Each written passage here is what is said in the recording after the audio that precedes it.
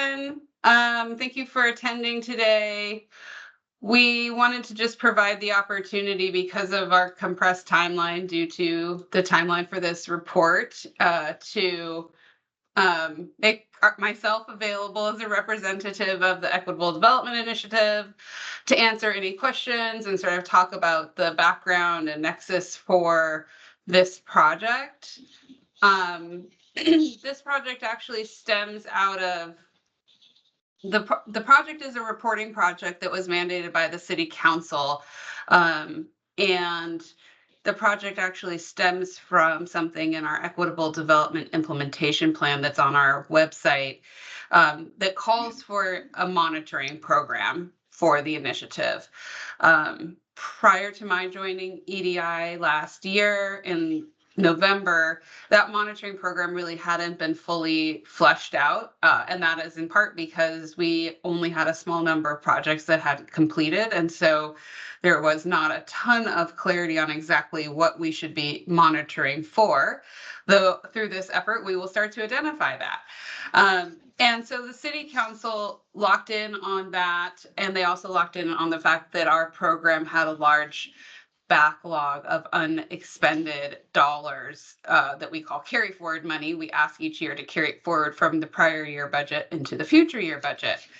And that number was about $48 to $50 million, which is not actually atypical for these sorts of projects, which can take 5 to 8, 9 years to complete, and we are an 8-year-old program. However, in a budget deficit year, that large number caught the attention of council. They began asking about the status of the monitoring program and ways to clear that backlog or reclaim it. And so that sort of began the process of educating a very new council on the elements of the EDI program overall, some of the status of various projects, of which there are 77 projects. And then they defined sort of a set of issues they had with the program.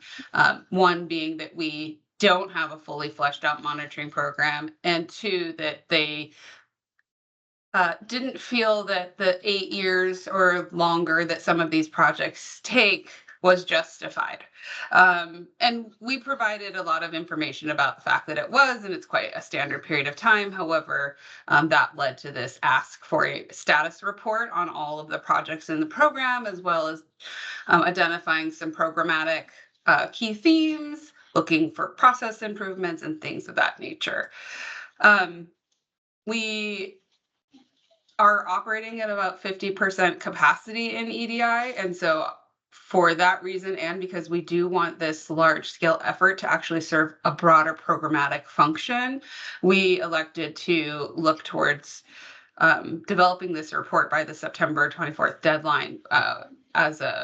We looked at it as a need to work with consultants who are very skilled in this sort of data evaluation, also able to work with our grantee partners to collect that data and work with staff and internal stakeholders effectively to identify some of their interests and needs out of this project. But we also need help to scope control this project to deliver it by September. And then potentially there would be outcomes in future phases of work that might be integrated. And so we're open to all of those recommendations too. That's a little bit about the background and need, and we did share some of the links to the legislation in the solicitation. I would love to answer any questions folks have, and also encourage anyone who's interested in teaming to put their information into the chat. How can I clarify any questions that folks might have?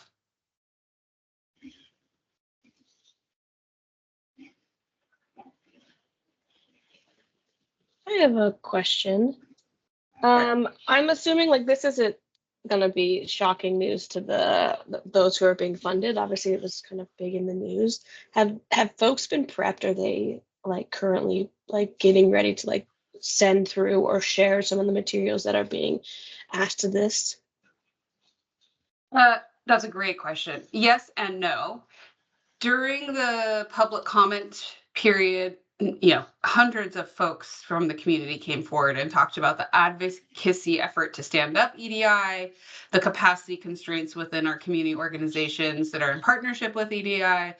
And so they have continued to meet after all of these council meetings to talk about where the program is going, and we really appreciate that support. They know that there's an ask, but we also know that they're in contractual relationships with us to deliver these projects, and this added layer of reporting is not a part of that contract.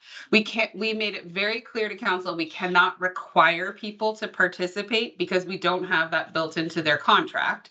However, the community partners we work with want to support this, but they're also skeptical about the potential that a report like this could be used to harm the community, quite honestly. I mean, that's the sentiment I've heard. So they're very interested in what both the qualitative and quantitative element is, but also how the information is presented in a compelling way that reaches lots of different audiences, that captures the human element that may be hard in work that's capacity building, or perhaps really takes generations to receive all the full benefits of.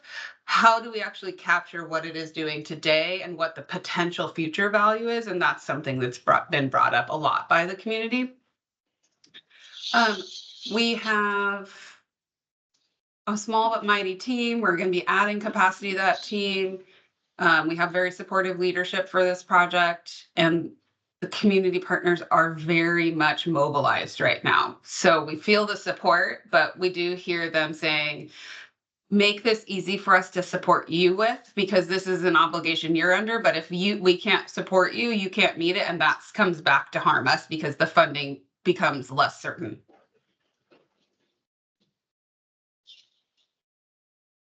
Marlon?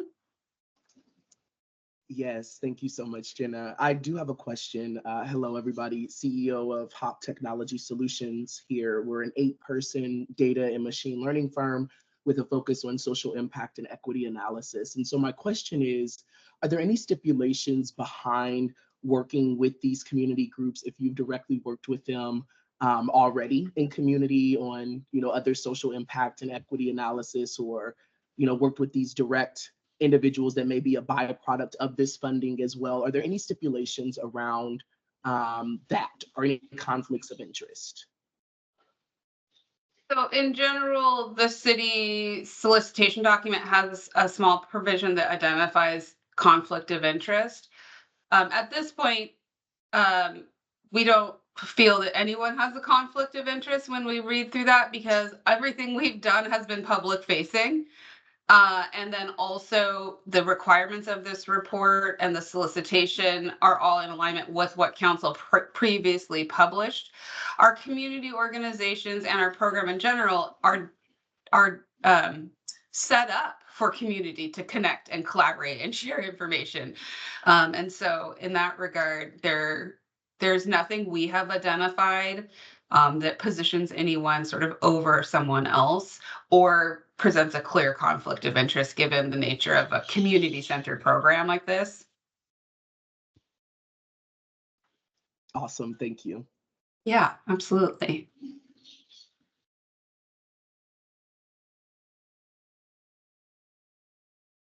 Good morning.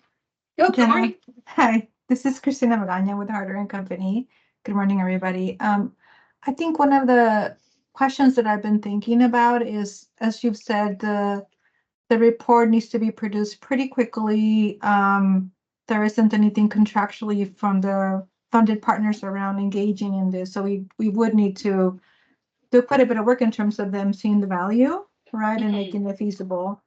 Do you see this as sort of more of a report brief with maybe quite a bit of recommendations for what happens after September? Just kind of thinking, like, what would the lift be between now and September? And then, like, it sounds like there is commitment and engagement to then support a fuller implementation of a monitoring program, right? So would a report brief be an option here, Jenna?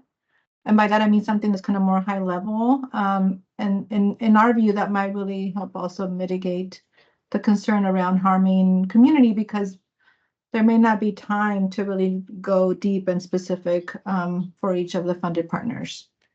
Yeah, I think so.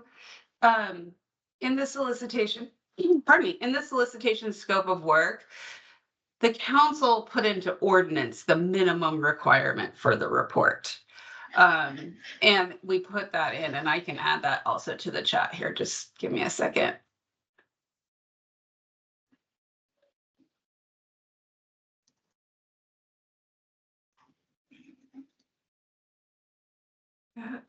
Yes. So we have to meet the minimum requirement. And they identified a list they identified a list within the legislative package of what they felt were the minimum number of projects. However, they miscounted. They identified some projects that they thought were closed that were not closed. And so we're reluctant to omit based on their error because we've experienced that doesn't pay off in the end. So there's, I believe, a list of, about 55 projects that they identified, and we actually know we have 77 projects. So we do know we have to somehow meet the minimum. How we meet the minimum, how deep we go into the nuances of all of the feedback within the minimum, I think are questions that we would, want to collaborate with this selected team on. If we fail to meet the minimum, it puts all of our future funding in jeopardy because the report actually identifies a due date that aligns with future funding decisions. And so it wouldn't necessarily impact our 2024 funding, which we're still waiting for authorization to release, and hopefully we'll get that soon. We don't know at what level, but this report is due at the same date that council starts to break from their committee work and focus on 2025-2026 budget analysis and deliberation. And that is not by accident. And so we are reluctant not to meet the minimum because the report can be rejected by the council president if that's not met. And that would then trigger the council to likely say we are not good stewards of these dollars.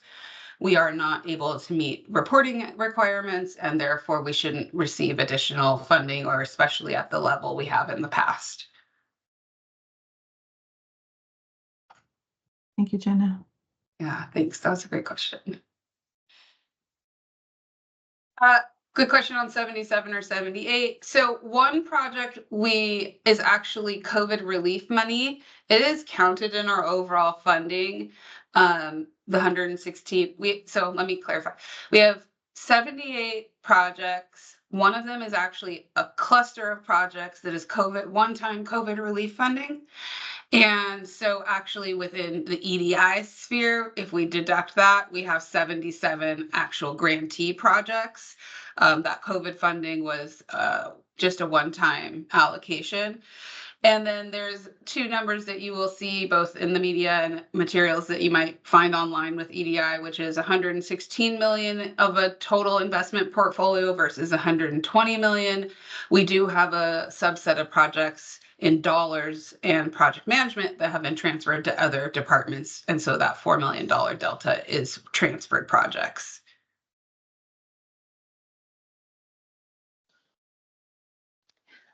Hi, this is Emily from Uncommon Bridges. Thanks for being transparent about all of this.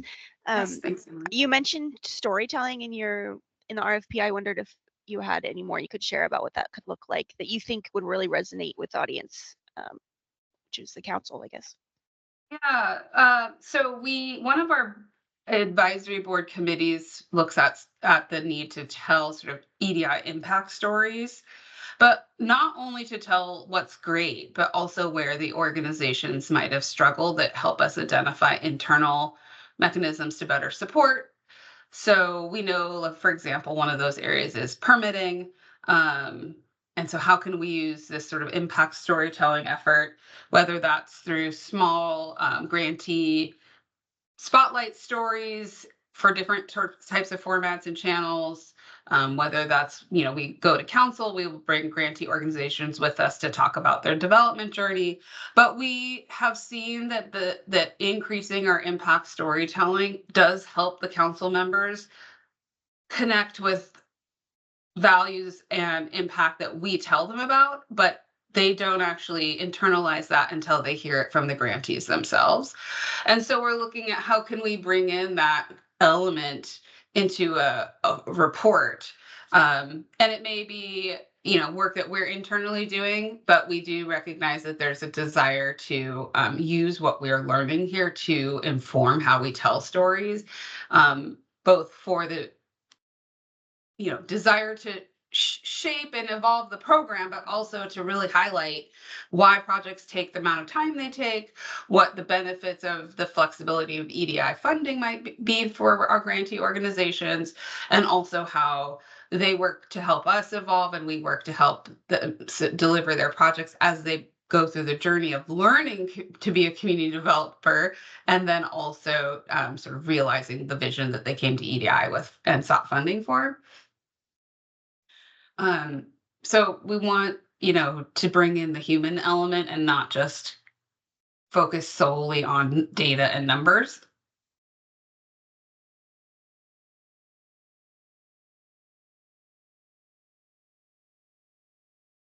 I had a question, Jenna, about the timeline. So the RFP indicates that this could be up to a 1-year engagement. Can you tell us a little bit more about what you're thinking around that? And then in terms of resource allocation, what is sort of the expectation around specificity? Yeah.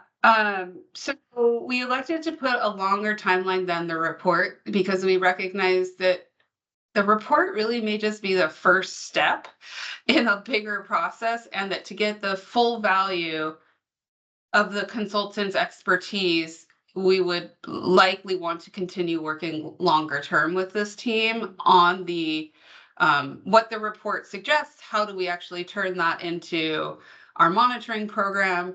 We're anticipating taking on a strategic planning process late in this year, early next year. And so, we don't want to get all the way into finalizing a monitoring, and a data evaluation monitoring program, if you will, and that includes regular reporting without considering what we might learn during that strategic planning effort. I think the other component of it is, if we get this part of the work right, there will probably be many other recommendations that the consultant will have for next steps. And so preserving the time in the contracting window to actually unpack those and identify ways to move them forward is important to us, so that we can actually, really use this as a tool to grow and evolve the program. I think the other component of it is we don't know a lot about what the future budget looks like. And so monitoring and evaluation along with strategic planning really needs to sort of start with what is the funding outlook for EDI. And we won't know that until November. And so we can have all kinds of insights and recommendations and go through strategic planning, but we actually can't resource align any of that until we have feedback on our 2025-2026 budget. Thank you, Jenna. Yeah.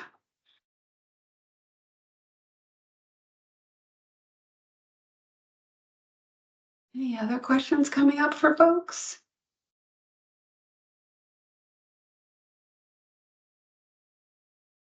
I did have another question just in terms of supporting the readiness of the council for the information, Jenna. So I was curious, what is the current culture of practice in terms of briefing council members, and so that way when the presentation is brought forward, greater likelihood of success. So just curious, what is the history and what is thinking around efforts to really engage with council before the data comes during their presentation?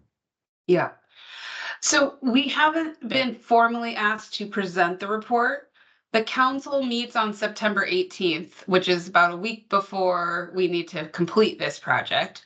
They then go into more closed meetings through the end of the fall and the early winter to talk about budget. That's for us, that's the window to brief one-to-one with council. And I think what we wait to hear when we start the one-to-one briefings with council is whether or not they want us to come back, if they're gonna set up an additional meeting during that budget sort of meeting moratorium recess period to present to the entire council or to the land use committee. So that's a little bit of an unknown for us, other than we do anticipate working through each council member to provide direct briefings. But whether or not Councilmember Morales and Strauss, who chair the land use committee, would want to actually have an open discussion about the report is not yet clear to us. So we did ask that, we do ask that teams be prepared to help support us in that briefing window. It doesn't necessarily mean you have to be at every briefing, but just sort of prepping for that and making sure we are really all in sync about what we're saying about the elements of the report and what it's telling us, and that sort of thing. And then I would not be surprised if we were requested to come back to council at some point for a public briefing, but we can't say for sure because we haven't had an official ask.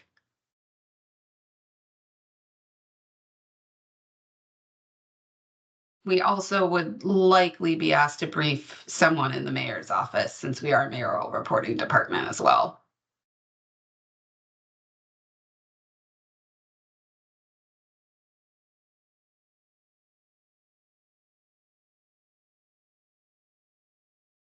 Any other questions? I think what I can add is that we're also in the process for our Equitable Development Initiative Advisory Board of finalizing the selection of a board administration and facilitation consultant.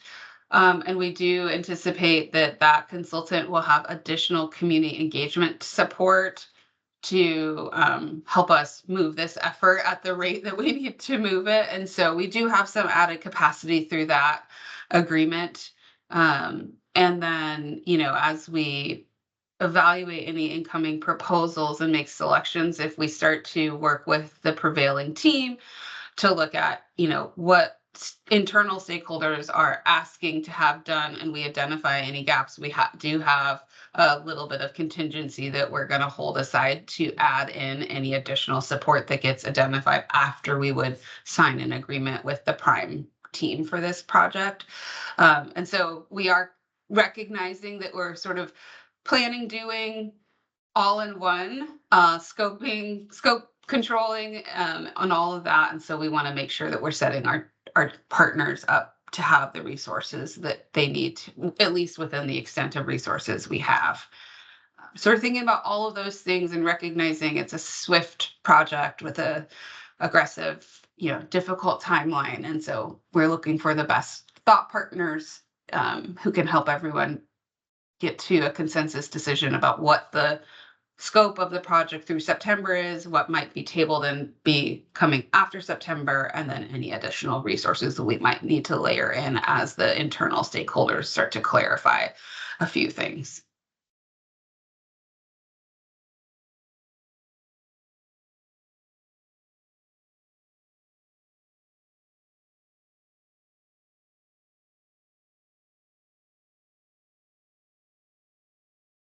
Okay, I'll do one last call for any additional questions.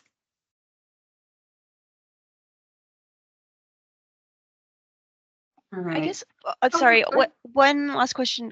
What kind of data or information do you already have kind of ready to analyze? Sure. We have our contracts, we have progress reports, staff work, take notes on a regular basis with grantees. They know the grantees quite well. We've been aggregating data that was previously disaggregated over the last several months to provide some of the early briefings and reports to council, so we understand the award levels, the spend downs. We can pull from back invoicing to see the frequency of spend down or where projects are not yet contracted. So we do have some data. And then but we don't know until we start working with the team what data feels necessary and helpful and relevant, and what is just sort of nice to have, but isn't really that helpful for the team for this project. But we do anticipate a lift on data collection. And so, and we're looking for advice on the best way to do that. We have the ability to try to bring grantees together for a convening, because that's built into our other advisory board project scope. So sequencing of activities, best ways to bring people together to build momentum, or at least validate what early data collection is telling us, and how it, and what insights should we draw. We can do some of those things, both within this contract, but also with support from another contract, to facilitate gathering some primary data. We also have 2 folks internally who work on data analysis. They have some capacity to support this project. And they have done work around our equity, displacement index, and they've done other demographic analysis. So, our demographer, Diana, is very skilled and knows the data that we do and don't have. So if there's questions about what we could pull from, we do have folks who are actually internal to OPCD who can help support that, who are going to bring some capacity to this on the internal side. Thank you. Yeah. Jenna, actually, one more question when you use the word capacity. In terms of, you mentioned you're like about 50% staff. Is there any kind of training framework that you've used with your staff around what it looks like to support grantees? I'm just sort of thinking kind of from the perspective of improving the implementation in the future. So yeah, is there any kind of, what have you been looking for in your staff? And is there some kind of resource that the consultant would be able to access?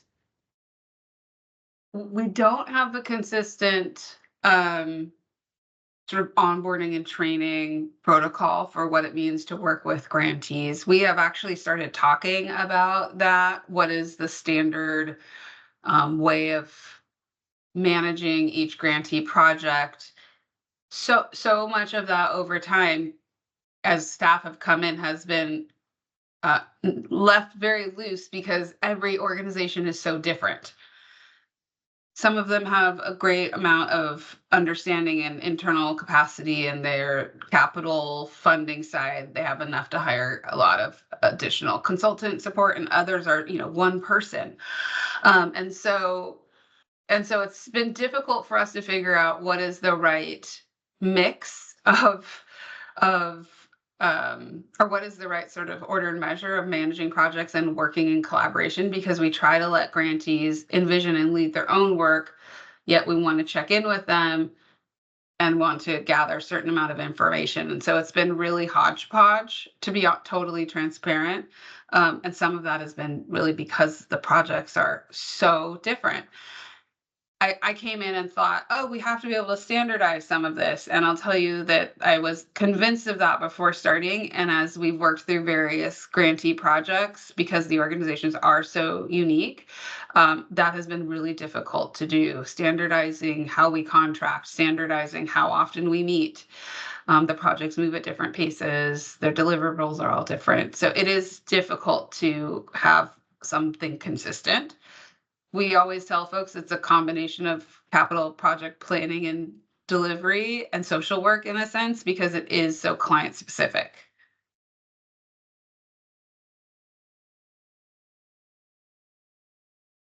Marlon.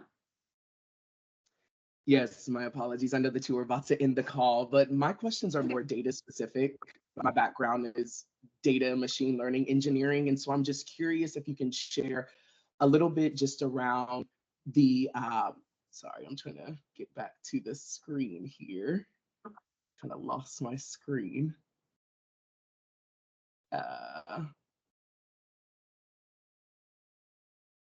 Sorry, I just had this, there we go. So my questions were more around kind of just you had talked about earlier, just like the program evaluation. And so I'm curious on, are there any specific like methodologies or frameworks that you all prefer or that you all are currently using? And then I have a follow-up question to that. Or is that kind of up to us to devise the data management plan, data strategy, methodologies, frameworks, all of that stuff around the data as well? But to my understanding, you already have data collected.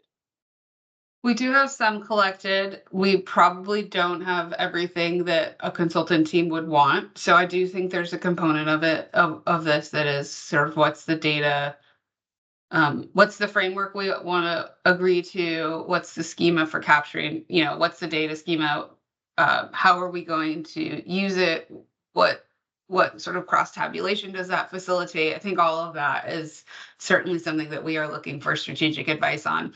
Understanding that we have a version of this work that is providing a report in September and has to be a manageable lift. And then there may be things that we want to ask that are after September, in which case do we ask them now and ask once, or do we actually do something smaller now?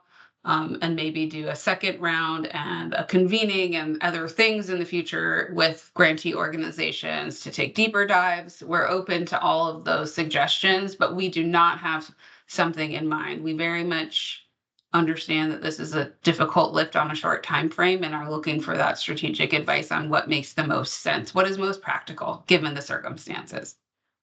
For sure. And then just elaborating a little bit more on stakeholder engagement. So with my work with the Department of Commerce, more recently on the Community Reinvestment Project, we're working cross-functionally with the Office of Equity and the Race and Social Justice Initiative, right? So can you elaborate a little bit more on the level of stakeholder engagement expected here and kind of who we would be engaging with cross-functionally? Or is it solely EDI? Well, so we report to the mayor's office. We also have a couple of council members that chair or vice chair the land use committee that we report to. So we anticipate that they'd want to be engaged at some level. But also, this work was built out of the Race and Social Equity Task Force and something called Southport, which is a coalition of 21 community organizations.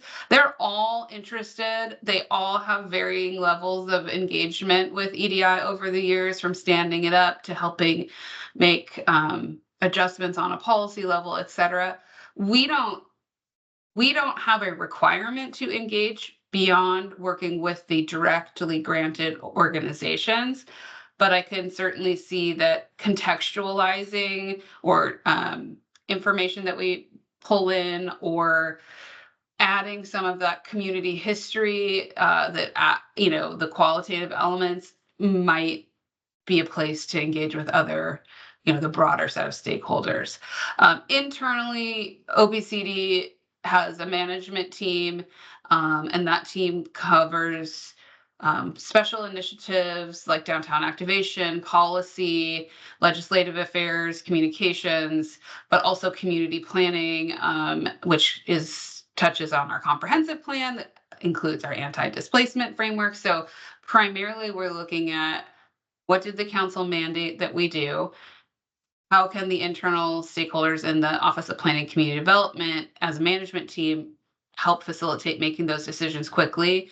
And then also, when we talk about some of the internal folks at the city, what is the governance structure for this project that allows us to work effectively with the mayor's office and the budget office, who will have an interest in reviewing our materials and our findings and staying engaged, making sure that we're really meeting the requirements of the ask the council put on us through this ordinance and reporting requirement. So yeah, I think there is a governance structure that will be necessary so that we don't get stuck in informing and engaging with everyone on every question at every stage. And we can certainly work on that together, but I would think that on this sort of timeline, that's very important. There is no other requirement. Everything above and beyond what is mandated is at our discretion. And then if we aren't sure, my department director will talk to the deputy mayor, our operating officer in the mayor's office we report to get a sign off on our approach. Awesome. Thank you for the clarity. Yeah.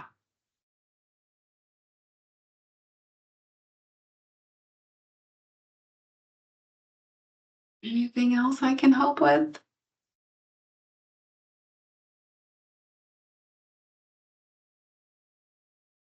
Okay. Well, thank you. Thank you to all of you who are interested in supporting our community partners on our work as an office to respond to this report. And, our goal is that this meets the requirement, but that also it is actually a set, an investment that we're making in the program that helps us be better partners to community, identify and address challenge points that should be addressed, and demonstrate accountability for the money that we're spending, but also the relationships we hold. And so I think for us, we do see this as the beginning, not the end.